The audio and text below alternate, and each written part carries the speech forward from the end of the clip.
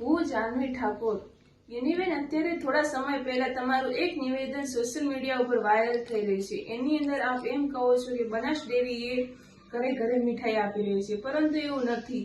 આપણે ગૌરવ સમાન બનાસ ડેરી હમણાં થોડા સમય પહેલા વારાણસીની અંદર બનાસ ડેરીના નવા પ્લાન્ટનું ઉદ્ઘાટન કર્યું છે, ત્યારે તેની અંદર બનેલી મીઠાઈ એ કાશી વિશ્વનાથને પ્રસાદ તરીકે ધરાવવામાં આવી છે અને તે મીઠાઈ દરેક પશુપાલકોના ઘર સુધી પહોંચે તે માટે આપણે ગરીબોને જીવાદોરી સમાન બનાસ ડેરીએ તે મીઠાઈ દરેક પશુપાલકોના ઘરે ઘરે પહોંચાડી અને પુણ્યનું કામ કર્યું છે। ત્યારબાદ પણ તમે ગેનીબેન એમ કહી રહ્યા છો કે બનાસ ડેરી એ ઘરે ઘરે મીઠાઈ પહોંચાડી રહી છે, પરંતુ એવું નથી ગેનીબેન। આમ કઈ તમે કાશી વિશ્વનાથ, બનાસ ડેરી, બનાસવાસીઓનું અપમાન કરી રહ્યા છો। આવું તમારે કરવું જોઈએ નહીં। માત્ર ને માત્ર તમારા વોટ માટે તમે આવું કરી રહ્યા છો। આની અંદર તમારો સ્વાર્થ દેખાઈ રહ્યો છે।